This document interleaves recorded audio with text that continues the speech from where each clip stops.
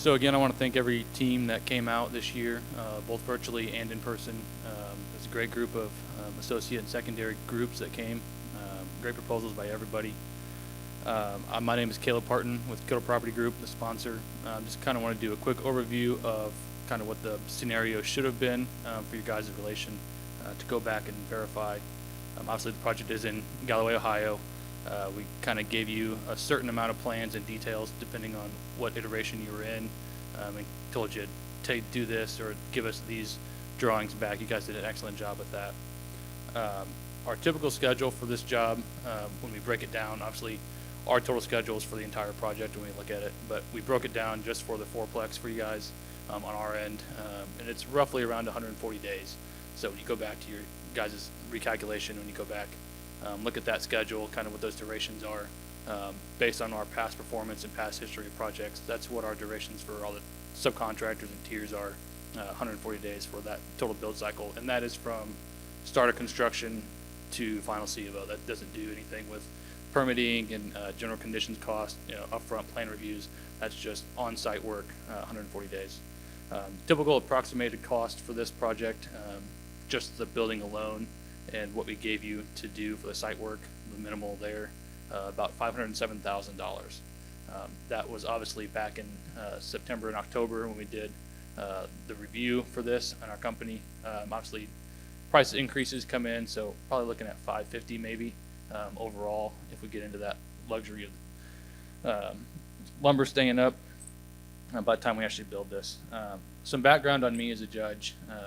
I started at Purdue, went through NAHB as a president, did this just like you guys, came through RCMC, did our proposal in the 4-year, had a great time there. When I graduated, I went straight in with Kittle Property Group.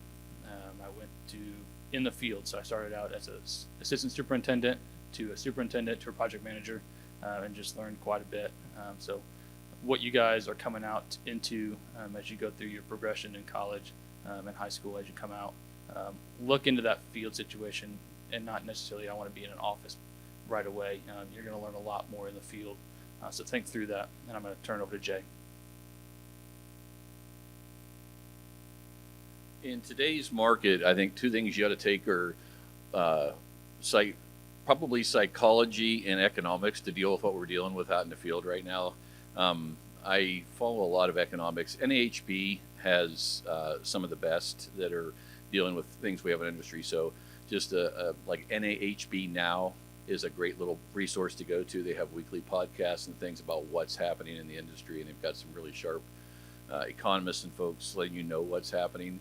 Lumber obviously is at the top of a lot of those discussions. And the other comment is dealing with the subcontractors. Caleb and I've talked about this a lot, just knowing how to have those critical, crucial conversations with these guys in the field. It's changed a lot out in the marketplace now, where you get 15 to 20 person framing crews without too much problem. You're getting 4 to 8. And so you really have to be the squeaky wheel. You have to work your way through that, encourage them to do that. So that's something that a lot of superintendents are struggling with. They're assuming that they're going to send the right number of people out, but they don't. So if you get a chance to take a psych class or an econ class, grab that while you're doing that. A couple things about the project. Some groups picked up on it, some didn't, and it was kind of a neutral point.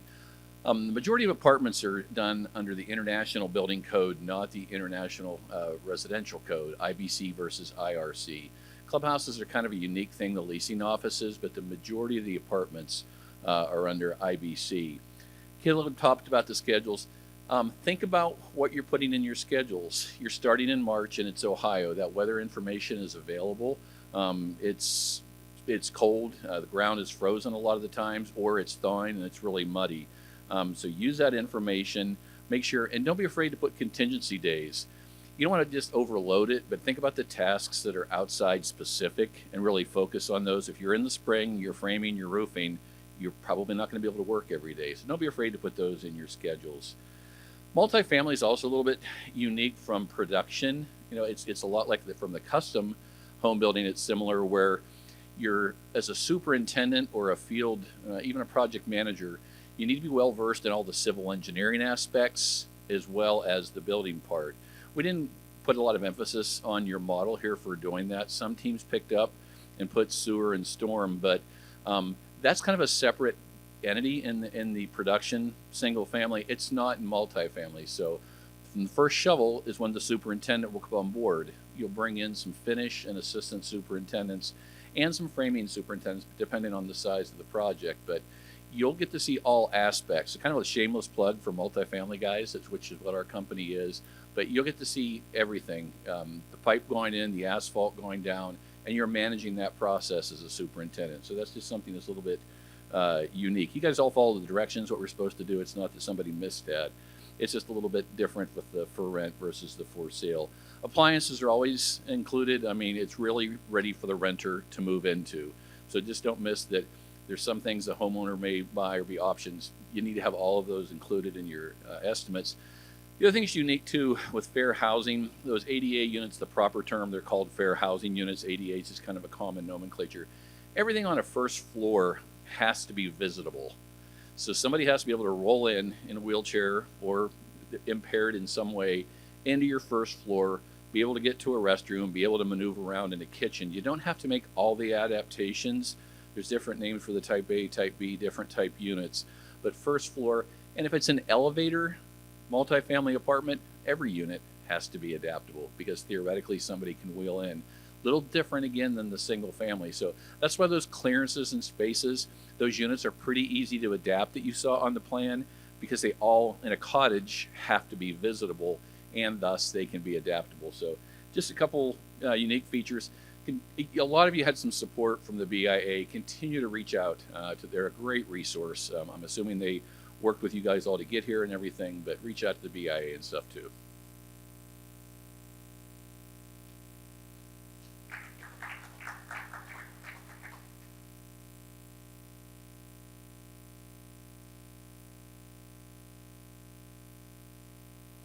Hey guys, hope you're doing well. So my name is Miles Cardenas. Just like Caleb, I was a student that competed in this competition as well on the 4-year level. So what you guys were doing with this particular problem statement, the time that you guys put in, the instructors, the local home builders associations, I want you guys to understand that what you're doing is above and beyond what some of the other kids are doing that are looking to get into construction. You guys are getting some great experience.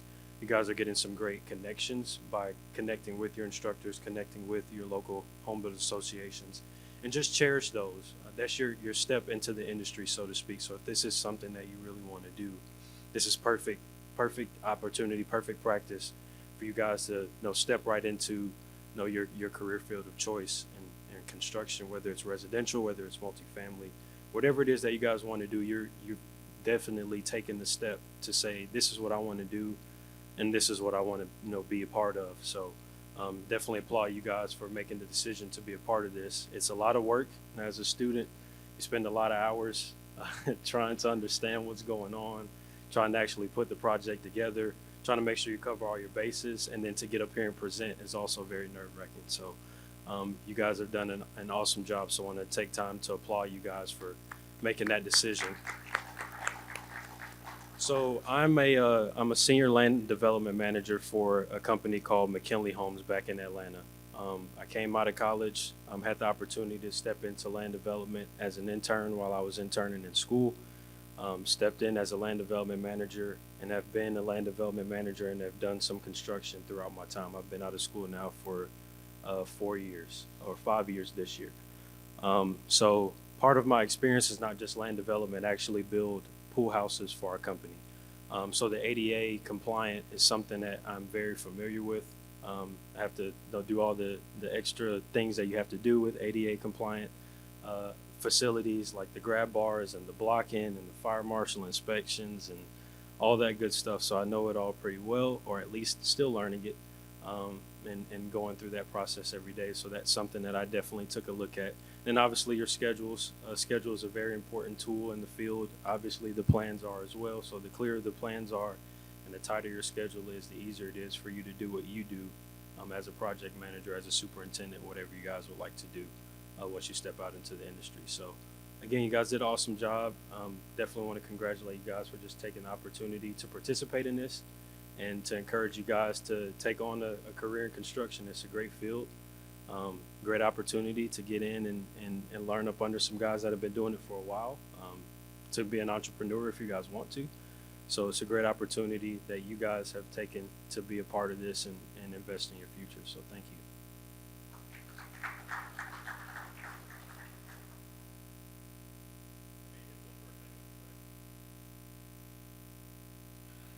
So I'm Nick Shore. So I have never done one of these NAHB competitions. I've never been here. I've never been a judge. This is my first time judging.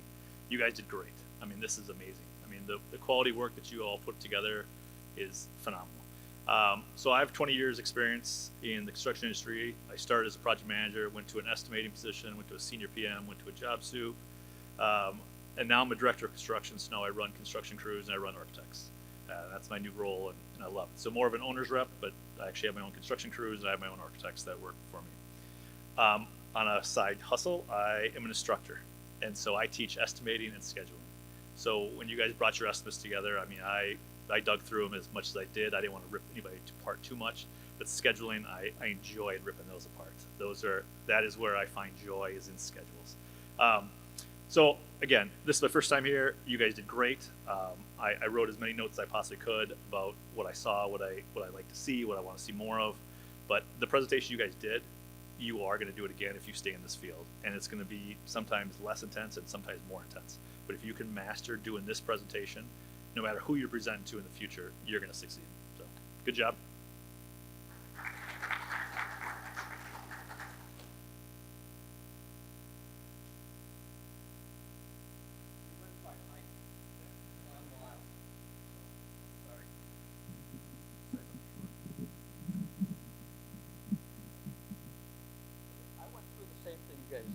Well, first of all, my name is Dean Soderbeck. It's my 6th year of judging. Last year off, and I love it. I love dealing with you guys. You're the future of this country in construction, not you guys. So when you're on the show floor, make sure they give you every respect that they give every builder out there on the show floor. So you deserve it. You are part of that association. And if they don't, come back and see me and I'll talk to their boss. I did the same thing you did. I took the stuff offline. I looked at it. I went to the cities. What I do as a designer when I design in different parts of the country. So first thing I did is I went to Columbus, Ohio. I went to all the other ones that got to the state, and I printed up everything that they require for permit submittals. So the designer could be designing, but that stuff's going to give me what needs to be done on the plan. And the permit submittal is going to help me out on my estimate and my schedule the same way. So on permit schedules, and it's easy to find. You just go over, we gave you the town. So what I do is I do the city, the county, township, and the state. I want to see what everybody else. It depends on what they are, if incorporated, non-incorporated. So I got the building department zoning services checklist. Wasn't that neat? This is what you need to have on your plan, and everything else you submit. Basic inspections for homeowners and contractors. Here's another one. This talks about all your rough-ins, inspections.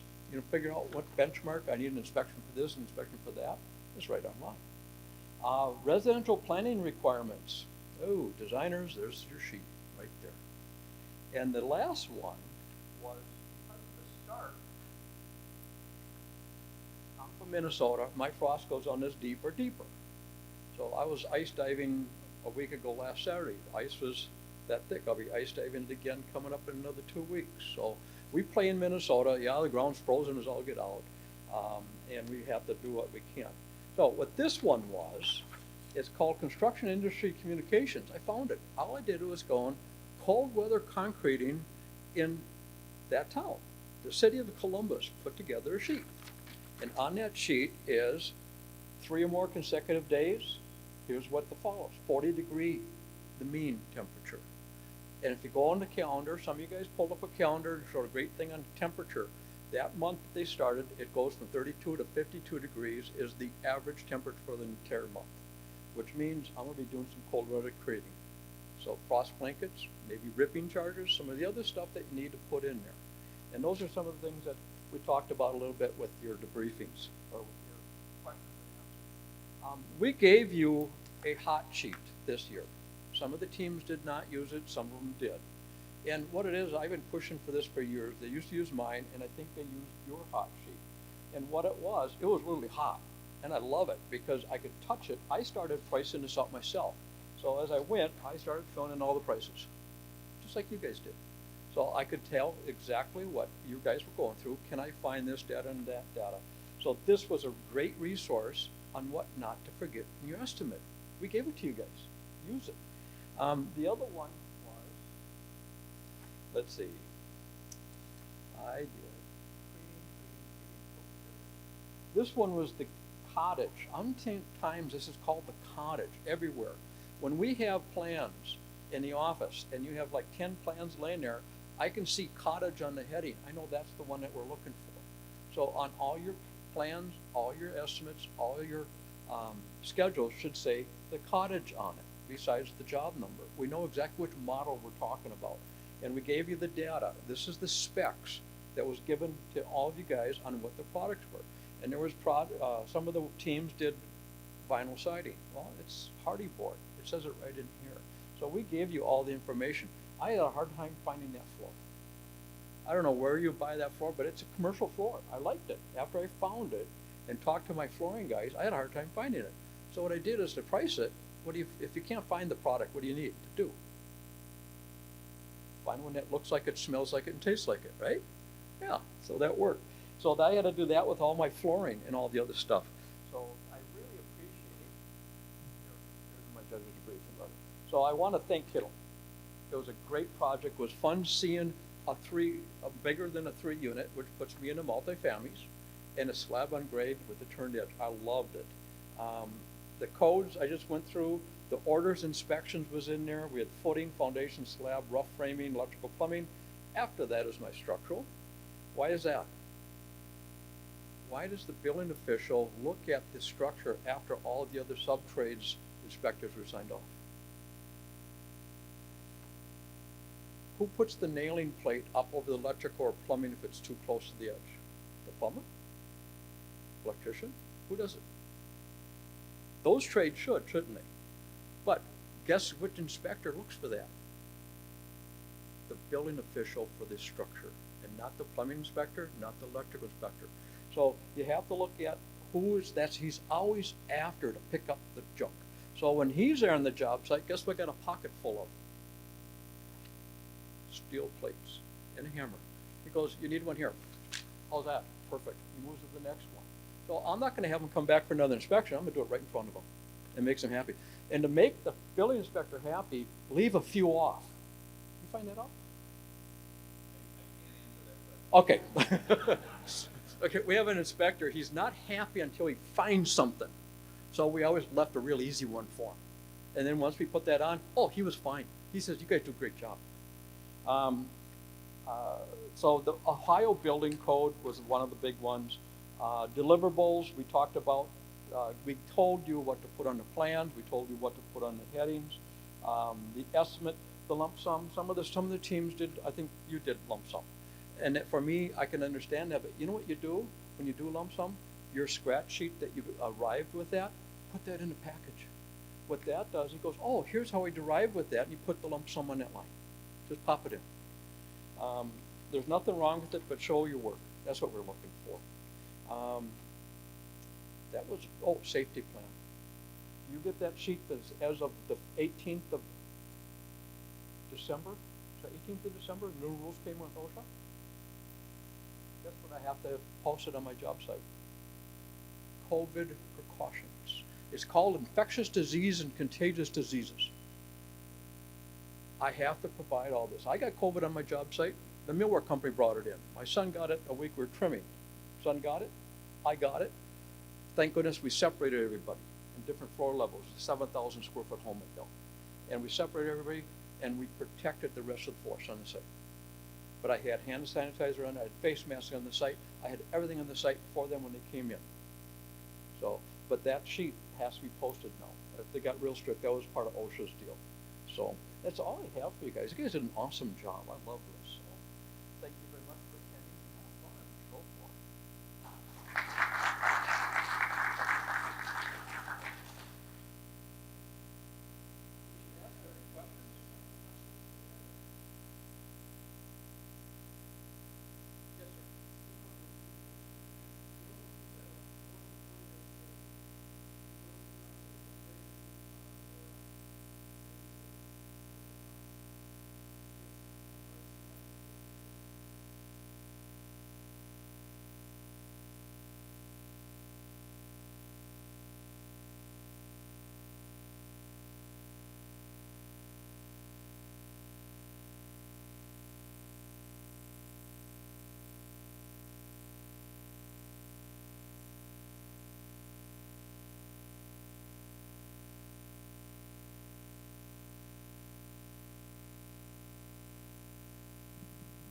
On, there you go.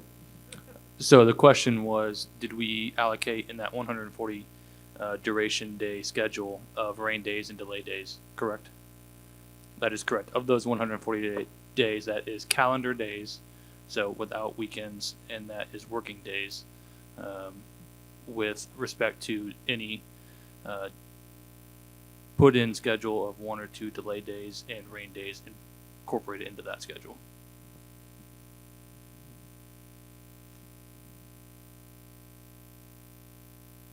Going once. Go ahead.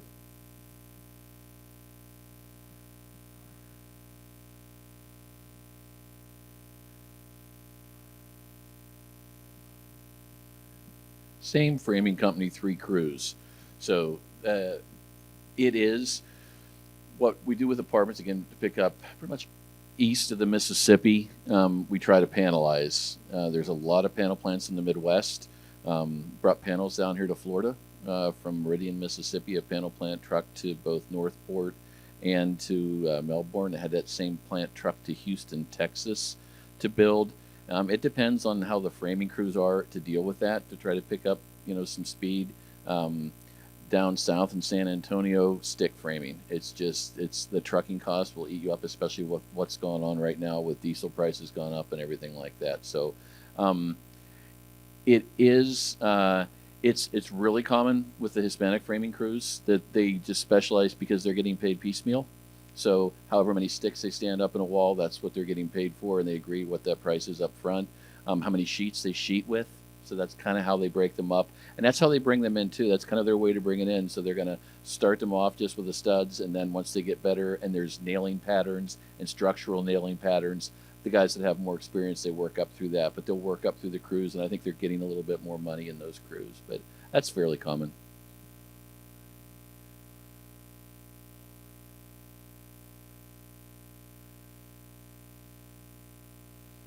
So it's us. We have a pre-construction team, and it's between 5 and 7 people. We just had a big pre-con down in Gainesville here for a project because we go into a lot of new markets now. We've recently, in the last 5 years, diversified from affordable also into market rate. So we have a development team that goes out and finds the land for us and gets the land entitled.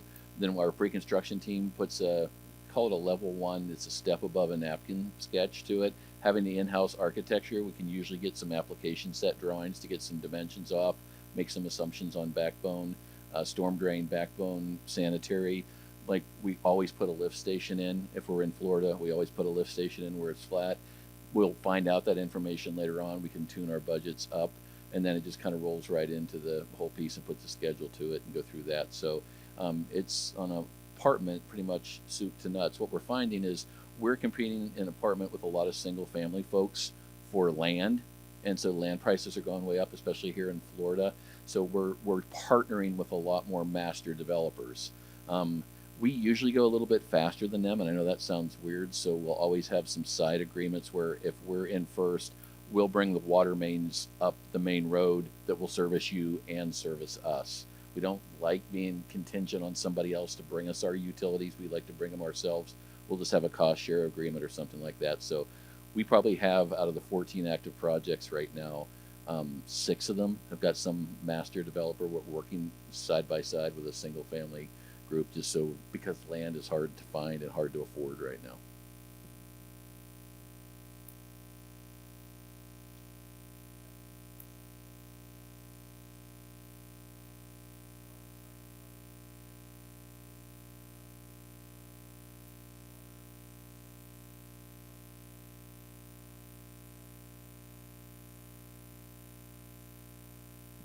Yes and no. The little shed you saw on the side is actually is a sprinkler riser room. It's not a shed, and it's not called out clearly. It's a little 5x10.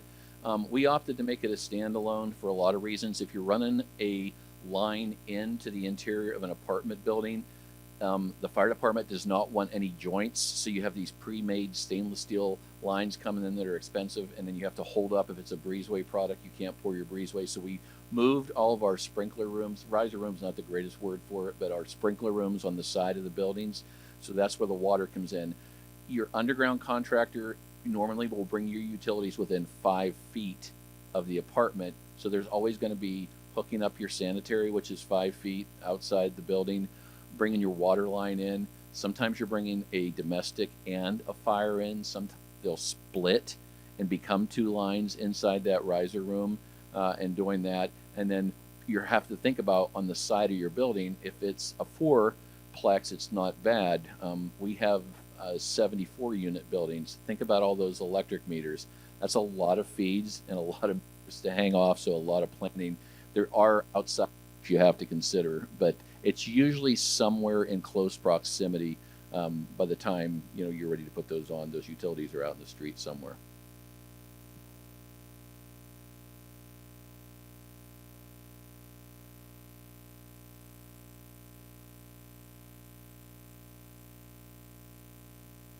Yeah, almost everywhere now, so you're running in fiber.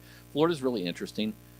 We run fiber in, you've got a larger panel. They want an outlet in there somewhere they can plug a modem in and do that. It depends. We'll usually partner with somebody like Spectrum or AT&T, whoever you want to, basically one and the same. I think there's 2 big providers. But we'll put that big cabinet, it's a closet somewhere, and that fiber will run all the way inside. And then you've got the fire department. The fire department's got a lot of interesting rules and regs here. They're not as keen on fiber. They want to make sure they can read it. The other thing too that you've got to watch with fire, that's a big thing. So we're sprinklered in 99% of our buildings. That cottage is interesting. The square footage is right on the cusp, but we just always sprinkle it because it's usually for seniors. But when you're sprinkling, the alarm calls, there's area of refuge stations that have to be put in, just like commercial. They're starting to push on that more. And they want to make sure that their walkie-talkie radio systems work when they're inside the building. So just had a $400,000 cost on a 264 unit deal to put repeater antennas on the building. So if a fire is inside, they can make contact in the corner downstairs unit. So that thing is evolving a lot right now. There's a lot around fire alarms and things like that code. They just repelled a member of the Codes and Standards Committee. They were trying to go to a 13 versus a 13R system, meaning the attics are all sprinkled, the truss spaces are all sprinkled, everything. That happens in commercial. It doesn't happen in ours. So there's a lot of things moving on the fire side that we really have to pay attention to on some of theirs as well.